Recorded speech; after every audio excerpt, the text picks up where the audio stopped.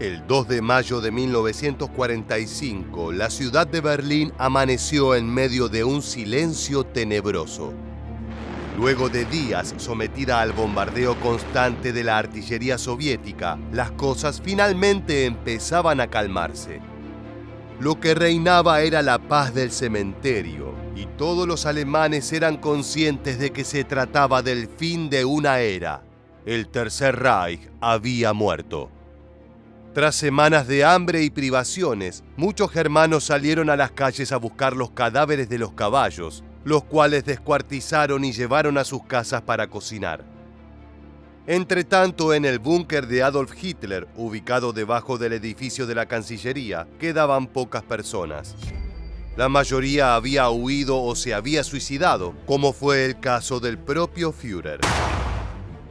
Uno de los que todavía permanecían allí era Johannes Henschel, un ingeniero encargado de operar los generadores que proveían agua, luz y ventilación al complejo subterráneo.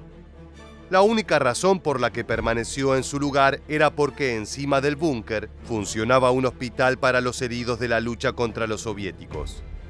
Para que la energía eléctrica llegara al establecimiento era necesario que Henschel se quedara en su puesto.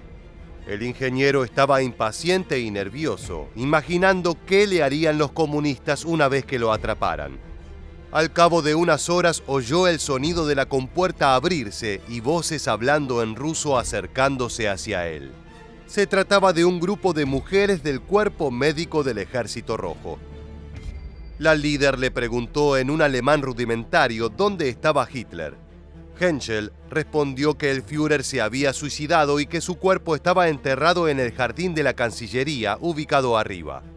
Ellas asintieron sin demasiado interés y a continuación preguntaron: ¿dónde está Eva Braun? ¿Dónde están sus prendas? Muchos años después, el ingeniero recordó la situación de esta manera: fue entonces cuando me di cuenta de lo que las rusas querían. Como siempre, los despojos iban a manos de los vencedores. Luego de meses de pelear una guerra terrible, aquellas mujeres solo buscaban unas ropas civiles decentes, así que las llevé al vestidor de Eva Braun. Las médicas rusas no tenían mayor curiosidad por descubrir el último paradero de Hitler. Sin embargo, al mismo tiempo, los oficiales de inteligencia soviética estaban conduciendo una búsqueda desesperada por el cuerpo del Führer. Encontrarlo era una tarea crucial. Sin el cadáver todavía existía la posibilidad de que el dictador hubiera escapado del búnker y estuviera en marcha hacia otro país. Stalin no descansaría hasta cerciorarse de que su enemigo estaba definitivamente muerto. Para abril de 1945, los tanques del Ejército Rojo llegaron a las afueras de Berlín, trayendo consigo un aluvión de muerte y destrucción. La ciudad quedó reducida a una pila de ruinas humeantes, mientras que los defensores a duras penas lograron contener la ofensiva soviética. Hitler se había retirado a su búnker y el 22 de abril, en medio de una conferencia con los comandantes de la Wehrmacht, sufrió un colapso nervioso. Acusó a los generales de cobardes y traidores y finalmente admitió que la guerra estaba perdida. A pesar de que le imploraron que huyera, anunció que se quedaría en la ciudad y se quitaría la vida. Una semana más tarde se casó con su esposa, Eva Braun, en una pequeña ceremonia en la sala de mapas. Fue un evento lúgubre, alejado de cualquier tipo de felicidad, ya que la pareja sabía que tenía las horas contadas. Las últimas instrucciones del Führer a sus subordinados fueron precisas: no permitan que bajo ninguna circunstancia mi cadáver o mis pertenencias caigan en manos de los rusos. Su mayor temor era que su cuerpo terminara como el de Benito Mussolini, apedreado, linchado y mancillado por los partisanos comunistas. El 30 de abril, Hitler y su esposa se dirigieron a su estudio personal y se suicidaron. Ambos ingirieron cápsulas de cianuro, aunque él, para ahorrarse el sufrimiento del veneno, colocó una pistola en su sien y apretó el gatillo. El disparo resonó en todo el búnker y a los pocos minutos los cuerpos fueron hallados. De inmediato fueron envueltos en mantas y subidos a los jardines de la Cancillería. El proceso estuvo a cargo de un joven oficial de las SS, Heinz Linge, quien por poco no encontró combustible para la cremación. Sin embargo, logró juntar unos cuantos bidones de nafta, roció los cadáveres y los encendió. El improvisado funeral fue interrumpido por el fuego de artillería soviético que los obligó a huir y volver a la seguridad del búnker. 12 horas después, la Wehrmacht presentó su rendición oficial a los rusos e informaron que el dictador se había quitado la vida. Para los soviéticos, sin embargo, la noticia no era suficiente, sino que deseaban tener el cuerpo en sus manos. Stalin sospechaba que el Führer estaba vivo y que había logrado fugarse. De hecho, por aquellas horas se lo vio dubitativo, repitiendo una y otra vez la misma frase: «La muerte de Hitler es un truco fascista». Como te contábamos al inicio del video, en la mañana del 2 de mayo, el Ejército Rojo ingresó al búnker. Las primeras en llegar fueron las mujeres del cuerpo médico, que estaban más interesadas en saquear el guardarropas de Eva Braun que en dar con los restos del líder nazi. Hacia aquellas horas la guarida estaba prácticamente vacía. Un grupo de zapadores soviéticos registró el complejo para detectar trampas explosivas, aunque no había ninguna. A continuación fue el turno de la Smersh, la unidad de contraespionaje rusa, cuyo deber era identificar el cuerpo del dictador. Al atardecer encontraron 2 cadáveres medio calcinados en el jardín, aunque pronto se dieron cuenta de que no eran los que buscaban. Uno de ellos tenía un pie torcido, por lo que tenía que ser Joseph Goebbels, famoso por su extremidad deforme. A su lado yacía su esposa, que llevaba encima una cigarrera de oro, una insignia del partido nazi y un broche dorado. Hitler, sin embargo, seguía sin aparecer. El 3 de mayo encontraron debajo de un depósito de agua en el jardín los restos de alguien que se asemejaba mucho al Führer.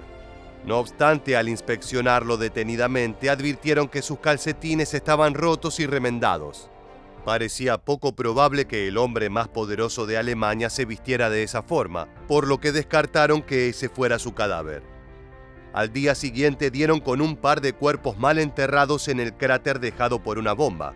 El comandante de la Smersh, guiado por su intuición, ordenó que fueran colocados en 2 cajas de municiones vacías y llevados a un hospital fuera de Berlín para ser examinados. Todos los alemanes del búnker que fueron arrestados alegaban que Hitler se había disparado.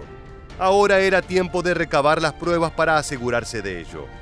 Entre el 7 y el 9 de mayo, un equipo forense soviético encontró astillas de cristal en las bocas de los 2 cadáveres.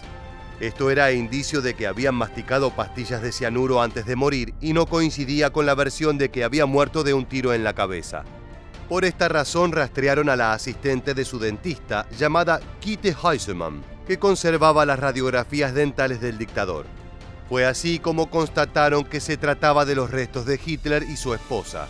Más adelante, al recorrer nuevamente el estudio donde se suicidó, se hallaron fragmentos de cráneo humano, es decir, la herida típicamente producida por una bala al atravesar una cabeza. No quedaban dudas de que el Führer había ingerido el veneno y que después, cuando comenzó a hacer efecto, apretó el gatillo. A pesar de que se sabía la verdad de lo sucedido, Stalin se dedicó a sembrar desinformación entre las potencias occidentales. En numerosas reuniones con políticos norteamericanos e ingleses, sugirió que Hitler había logrado escapar y que quizás se encontraba en España o en Japón. El objetivo era generar incertidumbre y debilitar los lazos entre los países capitalistas, que se mirarían unos a otros con desconfianza. La estrategia soviética fue exitosa, ya que de inmediato aparecieron toda clase de rumores descabellados. Algunos decían que el Führer se había fugado en un submarino hacia la Antártida. Otros decían que huyó en avión hacia Argentina, donde fue ocultado por el presidente Juan Domingo Perón. Muchos afirmaron haberlo visto caminando por las calles de lugares tan dispares como Chicago, California, Bariloche, Bogotá o Madrid.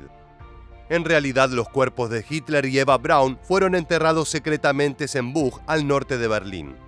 Posteriormente serían exhumados en varias ocasiones y recolocados a zonas custodiadas por el Ejército Rojo.